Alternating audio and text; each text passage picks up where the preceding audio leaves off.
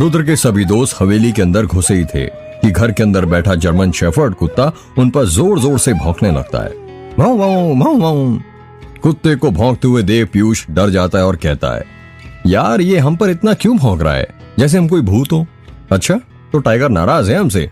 वो तो होना भी चाहिए, आखिर हमने अपने दोस्तों से इसको जो नहीं मिलाया, रुद्र ने कहा। रुद्र टाइगर के पास जाता है और अपना हाथ उसके गले पर फेरने लगता है और कहता है, इनसे मिलिए, ये हैं हमारे घर के और दादाजी के रखवाले टाइगर। वाह यार, नाम तो एकदम शेरों वाला है, पीयूष ने कहा। ये है भी शेर, अच्छे अच्छों को डरा देता है। हाँ सही कहा, अभी अभी एक एग्जाम्पल देखा है हमने, अनन्या ने हंसते हुए कहा। वहीं पर हॉल में रुद्र के दादाजी व्हील चेयर पर बैठे हुए थे। रुद्र अपने सभी दोस्तों को उनके पास ले जाता है और कहता है, ये मेरे दादाजी हैं, ये बोल नहीं सकते, ना ही चल सकते हैं, इन्हें लकवा हुआ है। सब लोग दादाजी के पैर पड़ने लगते हैं। रात हो चुकी थी और सभी लोग साथ मिलकर डाइनिंग टेबल पर बैठे हुए थे। जब पीयूष ने खाने के बर्तनों पर से ढक्कन हटाना शुरू किया तो उसके मुंह में पानी आ गया। डाइनिंग टेबल पर पनीर की सब्जी, तंदूरी रोटी, रायता, दाल, सलाद और मीठे में गुलाब जामुन रखा हुआ था। खाने को देखकर पीयूष ने कहा, भाई तेरे घर क्या हर रोज इतना ही खाना बनता है, या सिर्फ कल तेरी शादी होने वाली है इसलिए इतना बना है? हाँ भाई, इतना तो रोज ही बनता है। वाह यार, फिर तो तेरे मजे ही मजे हैं, फिर भी कोई मतलब नहीं तेरा खाना खाने का। तू है तो दुबले का दुबला ही। यार ऐसा हमारे हार्मोन्स के कारण होता है, चाहे दुबला व्यक्ति कितना भी खा ले वो मोटा नहीं हो पाता, और मोटा कितना ही कम खाए पतला नहीं हो पाता। हमारी जिंदगी में एक बड़ी समस्या है, हर किसी को कुछ ना कुछ समस्या है, मोटे को पतला होना और पतले को मोटा होना है। समीर ने कहा, ये बात तो तुमने सही कही समीर, काले को गोरा होना है और गोरे को और गोरा, अनन्या ने कहा। रुद्र बहुत देर से देख रहा था कि अर्जुन कुछ चुपचाप बैठा हुआ था। अर्जुन को ऐसे चुपचाप बैठकर रुद्र ने उससे पूछा, लेखक साहब आप फिर कहां किस दुनिया में खो गए? कुछ नहीं रुद्र, मैं बस ये सोच रहा था कि कल तेरी शादी होने वाली है और तेरे घर में हमारे सिवा कोई और मेहमान क्यों नहीं दिख रहा है। तो बात यह है कि मेरी शादी जल्दी जल्दी में हो रही है, इस वजह से हमने ज्यादा लोगों को नहीं बुलाया है, और हमारे जो रिश्तेदार है ना वो यहीं पर बलमा टोला और दास गांव में रहते हैं। जब कल शाम को शादी होगी तो वो लोग आ जाएंगे। अच्छा बढ़िया है, अर्जुन ने कहा। समीर ने रुद्र की हवेली को देखते हुए कहा, वैसे रुद्र तूने कभी बताया नहीं यार कि तेरी इतनी बड़ी हवेली है। यार कैसे बताता, कॉलेज में कभी मौका ही नहीं मिला। मौका मिलता भी कैसे, तुझे कभी तन्वी से फुर्सत ही नहीं मिली। इतना कहकर पीयूष जोर जोर से हंसने लगता है। यह सुनकर रुद्र का चेहरा उतर जाता है। एक पीयूष को छोड़कर बाकी सब चुप थे। कुछ देर बाद समीर ने रुद्र से पूछा, वैसे तन्वी को पता है क्या तू शादी कर रहा है? रुद्र थोड़ी देर रुककर कहता है, हाँ उसे पता है। अनन्या पानी पी रही थी, जब उसने सुना कि रुद्र ने तन्वी को भी इनवाइट किया है तो वो चौंक जाती है और उसके मुंह के अंदर का सारा पानी बाहर गिर जाता है। क्या बात कर रहा है, तूने तन्वी को भी बुलाया? अनन्या ने चौंकते हुए कहा। हाँ तो इसमें हर्ष क्या है? रुद्र ने कहा, वो कोई तेरी सिर्फ दोस्त नहीं है, तेरी एक्स गर्लफ्रेंड रह चुकी है, और तू क्या उसे ऐतिल मुश्किल का रणवीर समझता है जो तेरी शादी में आकर चन्ना मेरे मेरा गाएगी? अनन्या ने कहा, अब वही तो देखना है, यदि सच्चा प्यार किया होगा तो आएगी, अगर नहीं तो कभी नहीं आएगी। वैसे भी मुझे लगता है वो नहीं आएगी, रुद्र ने कहा। हाँ रुद्र तू सही कह रहा है, अगर उसे आना होता तो अब तक आ जाती। वैसे भी रात के 9 बज गए, अब वो नहीं आने वाली, और कल तो वैसे ही तेरी शादी है, अर्जुन ने कहा। वैसे कुछ भी बोलो, लड़की अच्छी थी यार, समीर ने कहा। हाँ यार बहुत अच्छी थी, पता नहीं क्या जादू था उसमें। तुम्हें याद है पूरे कॉलेज के लड़के उसके पीछे पड़े थे, अनन्या ने कहा। हाँ सही कहा, और उनमें से एक मैं भी था। पर वो किसके पीछे थी? इस बोंदू रुद्र के, पीयूष ने कहा। पीयूष की बातें सुनकर सब लोग हंसने लगते हैं। यार मेरी एक बात समझ में नहीं आई, कॉलेज में तो तुम्हारा सब कुछ ठीक ठाक चल रहा था, सब लोग तुम्हारी जोड़ी की मिसाल देते थे, फिर फाइनल ईयर में ऐसा क्या हुआ कि तुम दोनों अलग हो गए, और इतने के पूरे साल एक दूसरे से बात तक नहीं की, यहाँ तक कि एक दूसरे का चेहरा भी देखना पसंद नहीं करते थे। अचानक ऐसा क्या हो गया था? अनन्या ने पूछा। कुछ बातों को यदि राज ही रहने दो तो ठीक रहता है, वरना यदि वो राज खुल जाते हैं तो सबको तकलीफ देने लगते हैं। इसलिए भला इसी में कि उन बातों को राज ही रहने दो।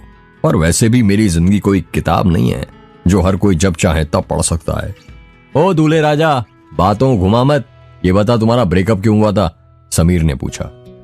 समीर देख भाई ऐसा है, मैं पुरानी बातों को याद करके उस पर रोना नहीं चाहता। अब उस वक्त के बारे में सोचकर मैं अपना समय बर्बाद नहीं करना चाहता यार, क्योंकि मुझे पता है अब वो वक्त लौटकर कभी वापस नहीं आ सकता, ना ही मैं उस वक्त को बदल सकता हूँ। इसलिए उन बातों को भूल जाए तो उसी में सबकी भलाई होती है। पीयूष ने टॉपिक को बदलते हुए कहा, वैसे राम काका कहाँ चले गए, दिख नहीं रहे। वो हवेली के बाहर गार्डन है ना, उसी के पास उनका घर है। रात में वो वहां पर ही रहते हैं। यार बाहर क्यों, अंदर क्यों नहीं? इतनी बड़ी हवेली है, कहीं भी रह सकते हैं आराम से। ये तो मुझे नहीं पता, पर शायद रखवाली के लिए। तुझे पता है तेरे राम काका बड़े एंटीक इंसान है, इन्हें तो कोई राइटर होना चाहिए था। बड़ी मनगढ़ंत कहानियां सुनाते हैं। मतलब मैं कुछ समझा नहीं, कहना क्या चाहते हो तुम? यही कि काका ने एक औरत की कहानी सुनाई थी जो मेघ गांव में जलकर मर गई थी। रुद्र ने धीरे से कहा, बेटा वो कहानी नहीं, हकीकत है। पीयूष ने डरते हुए धीरे धीरे कहा, इसका मतलब उसकी आत्मा सही में यहाँ पर भटक रही है? हाँ भाई, और जो लोग उसका मजाक उड़ाते हैं ना, वो उसी के शरीर में प्रवेश करती है। अगला नंबर तेरा है। रुद्र की बातें सुनकर अनन्या हंसने लगती है और कहती है, बस रुद्र, और कितना डराएगा इसे, दिख नहीं रहा इसकी हवा टाइट हो गई है। यार ऐसे मजाक मत किया कर प्लीज, पीयूष ने हाथ जोड़ते हुए कहा। रुद्र कुछ कहता उससे पहले ही समीर ने कहा, अब यार पेट पूजा तो हो गई, ये बता सोने का इंतजाम कहाँ किया है? मुझे तो बहुत तेज नींद आ रही है। यार इतनी बड़ी हवेली है मेरी, जहां मन करे वहां सो जाना। वैसे मैं सोच रहा था आज हम सब लोग एक साथ यही हॉल में सोते हैं, रुद्र ने कहा। हाँ अच्छा आइडिया है, कुछ और बात भी हो जाएगी, पूरे 4 साल बाद जो मिल रहे हैं। अर्जुन ने कहा, हाँ यार पता नहीं चल रहा 4 साल कैसे गुजर गए। कॉलेज के निकल जाने के बाद तो सभी अपनी अपनी दुनिया में खो गए थे, पर अच्छा हुआ रुद्र की शादी तय हो गई और हमें फिर से मिलने का मौका मिल गया। एक काम कर रुद्र, तू ना हर साल शादियां किया कर, ऐसे में हमें हर साल मिलने का मौका मिल जाया करेगा। अनन्या ने हंसते हुए कहा, पहले एक शादी तो हो जाए, आराम से बाकी इसके बाद कर लूंगा। रुद्र ने हंसते हुए कहा। रात हो चुकी थी और सभी लोग सो रहे थे। अनन्या सोफे पर सो रही थी और बाकी सब लोग लड़के नीचे सो रहे थे। तभी पीयूष की नींद खुलती है और वो हवेली में लगी पेंडुलम घड़ी की ओर देखता है। उसमें 12 बजने में 1 मिनट कम था। जैसे ही 12 बजते हैं, एक एक करके टन टन टन 12 घंटे बजने की आवाज सुनाई देने लगती है। थोड़ी ही देर बाद उसे पायल बजने की आवाज सुनाई देती है। पीयूष को लगता है ये उसका वहम है, पर फिर थोड़ी देर बाद उसे किसी की पायल बजने की आवाज सुनाई देती है। पायल की आवाज अब ऐसे आ रही थी जैसे कोई लड़की पायल पहनकर भाग रही हो।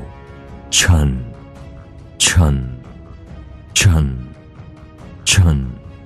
पीयूष को डर लगने लगता है। उसके बगल में ही समीर सो रहा था। वो समीर को अपना हाथ मारकर उठाता है। समीर, समीर उठ उठ, समीर उठ। क्या हुआ मोटे? समीर ने नींद में ही कहा। वो किसी लड़की की पायल बजने की आवाज आ रही है।